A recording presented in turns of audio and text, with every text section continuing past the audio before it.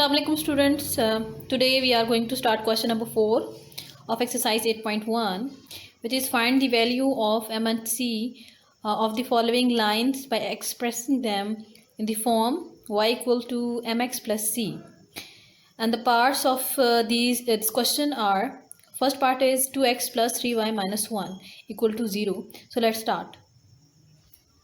Student अगर आप लोग देखें इस क्वेश्चन में तो हमने m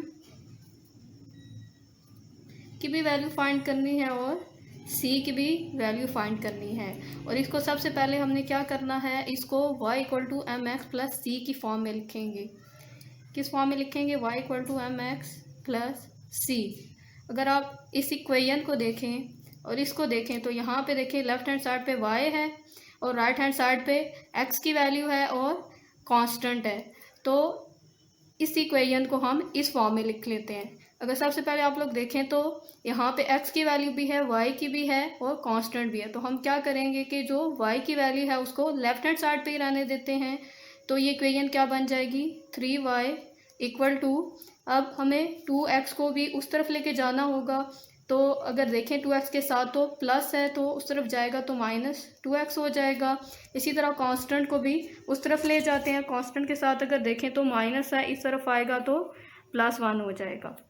अगर दोबारा से इस इक्वेशन को देखें तो यहाँ पे 3 है और यहाँ पे जो है इसका कोफिशिएंट 1 है। तो यहाँ से 3 को भी रिमूव करना पड़ेगा। तो हम क्या करते हैं, 3 को डिवाइड कर देते हैं बोथ साइड पे। अब यहाँ से 3 और 3 की कटिंग हो जाएगी तो यहाँ पे y आ जाएगा। और नेक्स्ट स्टेप में, इस स्टेप में हम क्या करते हैं, 3 को दोनों के नीचे अलग अलग डिवाइड कर देते हैं 3। अब आप इस इक्वेशन को इसके साथ कंपेयर करें तो लेफ्ट हैंड साइड पे हमारे पास y होना चाहिए था, तो यहाँ पे y है। फिर हमने कहा था कि राइट हैंड साइड पे जो है x की वैल्यू होनी चाहिए थी, तो x की वैल्यू भी आ गई है। और अगर देखें तो कांस्टेंट भी इस तरफ होना चाहिए था, तो कांस्टेंट भी आ गया है। और अब इसको कंपेयर करें तो हमारे पास स्टूडेंट्स, अब आप इसको इस वाली इक्वेशन को इसके साथ कंपेयर करते हैं तो देखते हैं हमारे पास m और c की वैल्यू क्या आ रही है। अब इसके साथ कंपेयर करें तो आप देखेंगे कि m की वैल्यू जो है -2/3 बन रही है और c की वैल्यू जो है, इसका साइन भी देखेंगे, c की वैल्यू क्या आएगी? +1/3। So m equal to -2/3 and c equal to क्या आएगा? +1/3। अब सेकंड क्वेश्चन भी इसी मेथड से होगा। सेकंड क्वेश्चन को भी सॉल्व कर लेते हैं। इसको भी सबसे पहले y equal to M X plus C की फॉर्म में लेके आना है। तो अगर यहाँ पे देखें तो y जो है नेगेटिव है, तो उसको पॉजिटिव करने के लिए हम उसको राइट हैंड साइड पे ले जाते हैं और ये जो कांस्टेंट है इसको इस तरफ ले आते हैं। जब y उस तरफ जाएगा तो क्या हो जाएगा? नेगेटिव था तो यहाँ पे पॉजिटिव हो जाएगा। और जब कांस्टेंट जो है, कांस्टेंट अगर देखें तो उसके साथ प्लस है, जब कांस्टेंट इस तरफ आएगा तो वो नेगेटिव हो जाएगा। अब इसको हम लिख सकते हैं y equal to 2x minus 7।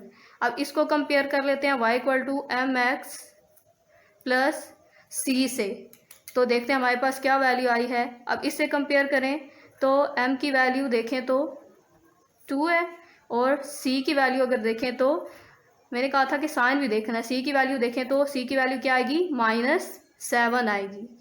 तो m की वैल्यू क्या आ गई हमारे पास? 2 और c की value -7। Thank you. Assalamu alaikum students. Today we are going to start question number 5 of exercise 8.1, which is verify whether the following point lies on the line 2x minus y plus 1 equal to 0 or not. So let's start. देखिए students, हमारे पास 2 point हैं, point 23 and point 25। सबसे पहले हम check कर लेते हैं कि पॉइंट 23 जो है वो इस लाइन पे लाई कर रहा है या नहीं। तो हमारे पास गिवन है line 2x minus y plus 1 equal to 0। अब अगर आप लोग देखें तो इसमें हमारे पास 2 वेरिएबल्स हैं, तो हम क्या करेंगे, इसको किसी एक वेरिएबल के लिए सॉल्व कर लेते हैं। तो अगर हम y के लिए सॉल्व करते हैं तो 2x + 1, y को उधर ले जाएंगे तो जब इधर लेके जाएंगे तो y की वैल्यू क्या हो जाएगी, यहाँ पे नेगेटिव था तो यहाँ पे पॉजिटिव हो जाएगा। अब ये इक्वेशन सॉल्व हो गई है, अब हम इसमें वैल्यूज़ पुट करेंगे। अब आप लोगों को पता होगा कि हमने पढ़ा था कि जो हमारे पास पॉइंट है उसमें हमारे पास 2 वैल्यूज़ होती हैं। जो फर्स्ट वैल्यू होती है वो x की होती है और जो सेकंड वैल्यू होती है वो y की होती है। तो अगर हम इस पॉइंट को देखें तो हमारे पास जो x की वैल्यू है वो है 2 और y की वैल्यू क्या है 3। अब हम ये जो वैल्यूज़ हैं, ये जो हमने इक्वेशन सॉल्व की थी इसमें पुट कर लेते हैं। तो देख लेते हैं x की वैल्यू क्या है 2 है, 2 पुट कर लेते हैं +1 = और y की वैल्यू क्या थी, y की वैल्यू थी 3। तो जब 3 पुट कर लेते हैं इसमें तो 4 + 1 = 3, 5 नॉट इक्वल टू 3।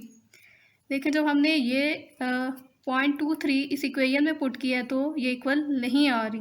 तो फिर हम क्या कहेंगे कि ये जो पॉइंट हैं इस लाइन पे लाई नहीं कर रहे। 0.23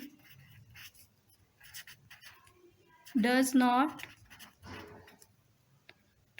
lies on the line।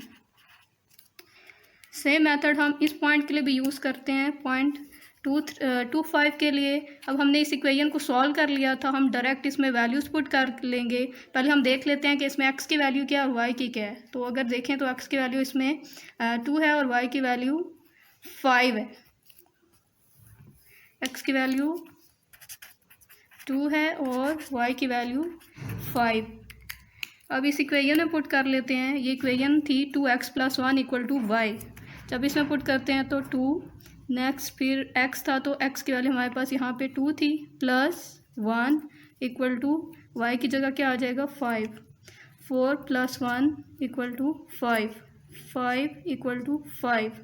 जब हमने 0.25 इस इक्वेशन में पुट किया है तो ये इक्वल आ गया। तो हम कह सकते हैं 0.25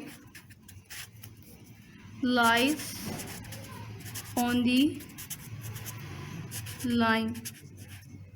Thank you.